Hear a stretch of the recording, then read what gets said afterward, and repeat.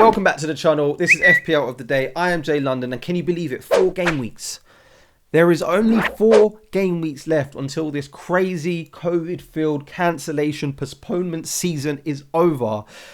So yeah, we need to talk about some players. We need to talk about the ultimate transfers for game week 35 and beyond. I'm going to pick 5. I'm going to go through all 5 of them, do a nice little juicy differential team at the end as well, and hopefully help you guys with your transfers for the rest of the season. As always, if you're just discovering this channel, just discovering this video, just seeing my face for the first time, please do subscribe. Yeah, hit that button.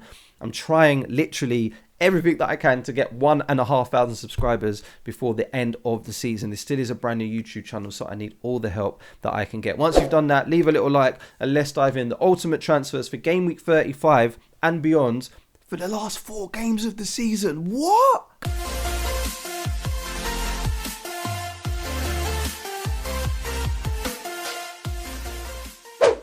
Okay, so as I said, I'm going to go through 5 players that I feel that we should have our eyes on for the rest of the season. Couple of caveats, as always. I'm recording this before the end of game week 34. So, of course, if there's any injuries, suspensions or anything like that, if Mason Mount has scored 12 goals, then obviously he has to be in your team.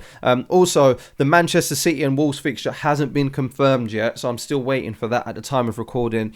Once that goes in, then things will become a little bit clearer as well. So I'm going to leave Manchester City players out just for now, but then we'll do a nice little juicy differential team at the end where we'll include some of the boys, right? So let's just dive straight in, have a look at the fixtures. As always, these are the weeks that we're going to be targeting. Obviously, game week 35 is a single game week for most teams playing. There's still some nice green fixtures in there. As always, shout out to Lego Mane, who has this amazing table, amazing chart that is just so nice and easy on the eye. It's one of my favorites. But yeah, draw your eyes to game week 36, especially if you're planning on doing some sort of bench boosting. I'm going to include players that are going to be doubling in game week 36, and talk about some players that you might want to keep your eye on for game week 37 as well. So let's just dive straight in. It's going to be nice, short and snappy. We'll talk through all 5 of them, and we're going to start with the guy that was dominating all the headlines before the game week 34 transfer deadline, Mason Mount. Right, so I'm saying Mason Mount, but this could easily be Havertz or Werner as well. Just a Chelsea attacker.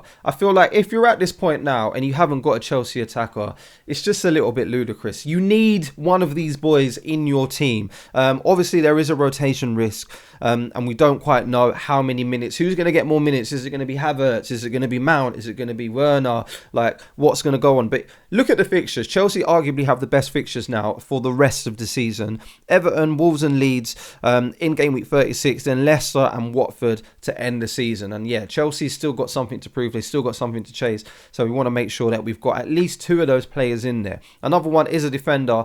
That could be down to your own personal preference, whether that is a Reece James, whether it's Alonso, whether it's Rudiger when he's back, or a Thiago Silva. That's entirely up to you. But I think it would just be silly to not have a Chelsea midfielder or a Chelsea attacker in general in the ultimate transfer video. Like, I wasn't going to make a video and not put in one of the Chelsea boys. So yeah, that goes without saying. Let's move on to one that maybe isn't as obvious, which is going to be this guy right here, Richarlison. Yeah, so I know the next fixture is a little bit sticky. It's a little bit difficult. He's going to be playing Chelsea in game week 35. But if you look at game week 36 and 37, you'll see exactly why this guy is in here. I don't need to say much more than this. They have got a double-double. So Leicester and Watford in game week 36, and then Brentford and Crystal Palace. I can't tell you. I haven't got a crystal ball. I don't know if Richarlison's going to be playing all of those minutes in all 4 of those games, but there is a strong chance that he's going to be starting pretty much maybe 3 out of 4 of them. So he's going to be a guy that is essential for my transfer plans. I used my wild card in game week 34, so it was with room to make sure that he was there for game week 36. So if you haven't already got him in your team, maybe, I don't know, you started with Werner for game week 34. Once you start getting into game week 36 territory, it's an easy swap. So you can just take out someone like Werner and put in Richarlison. I know Everton haven't been the greatest of teams over the last sort of few game weeks, but you can't ignore a double-double. Another person that you could be looking at is Gordon. He'll be in a differential team at the end. But yeah, for 7.5, I know we've been looking at strikers and we've been having a little bit of a dilemma. But to end the season, one double fixture in 36, another double fixture in 37, and then Arsenal right at the end who knows what could happen there. So yeah, Richarlison is probably just as essential for me going into game week 36 as one of the Chelsea boys that we've just spoken about there. So yeah, if you haven't already got him in your team, that is definitely one to think about. I'm definitely bringing him in. He's definitely going to be starting for game week 36 for me. Sticking with the double game weeks and the double game week chat, let's move on to Philippe Coutinho. 7.1 mil at the time of recording. Again, a player that has a double 36. He's got Burnley and Liverpool, which could be a little bit tricky, might be quite hard. Then it's all about Crystal Palace and Burnley again for game week 37. Coutinho is going to be the guy. There is obviously players like Ollie Watkins who we could be talking about. There's Danny Ings. There's Ramsey maybe, who's obviously a lot cheaper. But if we're talking about a midfielder that we can pretty much hope is going to be the attacking threat in that Aston Villa team, is going to be involved with most of the chances, most of the goals, most of the assists, it's going to be this guy right here, right? Philippe Coutinho. So Norwich in game week 35 as well. If you have a spare transfer, I'd be bringing him in straight away. Like, even if you want to get, say, for example, you've got Mount and Havertz and you're starting to worry a little bit about that rotation now, I wouldn't be too afraid to get rid of one of those Chelsea boys now and put in someone like Coutinho and then just spread it across because, yeah, we don't know how many minutes the Chelsea boys are going to be getting in 36. We know that all of the games and all of the competitions that they're in is going to be in quick succession, so there's not going to be that much rest.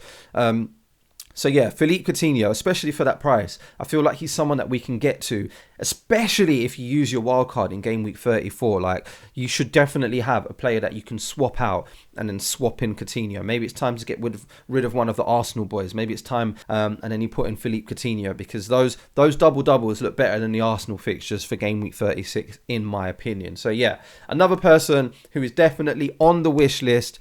He needs to be on the team sheet, along with Richarlison, along with someone like Mason Mount / Havertz / Timo Werner. And let's move on to another guy who we cannot ignore for game week 36. It's going to be this guy right here, Pookie. Yes, the Pookie train is well and truly here. Look at those fixtures. Come on, Everton, who's just been conceding left, right and centre the last sort of few game weeks. Then you've got game week 36, Wolves and Leeds. We both know how leaky Wolves and Leeds have been towards the back end of this season. And then Leicester and Watford aren't too bad for game week 37 and 38. So if, like me, you're using your bench boost in game week 36, Pookie's going to be a player that you're going to absolutely love. He's played pretty much every minute of the season. Look at that. Look at the amount of time that he's played. Goals haven't been too bad. At one point, I was actually defending him and arguing his case and saying, why are people looking at Broja, but they're not looking at Pookie when they're around about the same price? Now everybody can fully agree that Pookie has got to be the guy around that price point that we're bringing into our team in order to attack that double game week in 36. Another person is obviously João Pedro from Watford. He's nice and cheap as well. If you just want someone to be using up your bench boost. Dennis ain't coming back anytime soon. That is not something that I'm doing.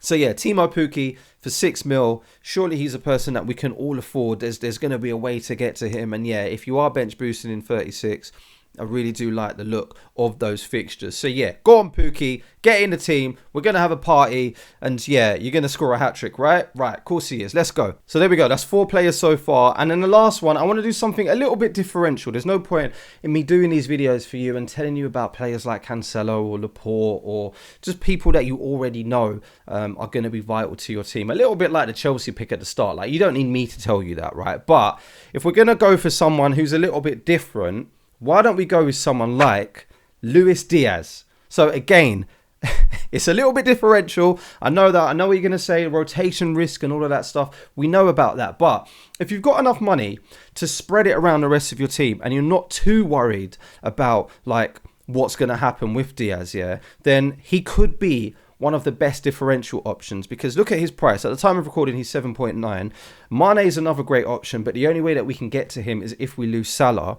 But Diaz looks like he might have cemented his starting position alongside Mane and Salah down the mid. I feel like he's first choice, and then the only time that Jota does play is when Klopp wants to rotate it. So that's the way that I'm seeing it at the moment. Liverpool fans, let me know down in the comments below if you disagree, if you think that Jota is first choice. But either way, I feel like when Diaz is on the pitch, he is so threatening. And then if you look at the fixtures in 36, Tottenham and Villa's there. At the time of recording, the Southampton fixture in 37 still hasn't been confirmed, but we're pretty sure, we're 98% sure that is going to be moved into midweek and they're going to be playing there. And yeah, for the rest of the season, I don't mind that. Like Newcastle in game week 35, Wolves at the end, and of course, Liverpool are going to continue to keep on challenging for the title. Like they're going to keep on pushing. So at some point, that rotation could actually benefit the fact that Diaz is in the team.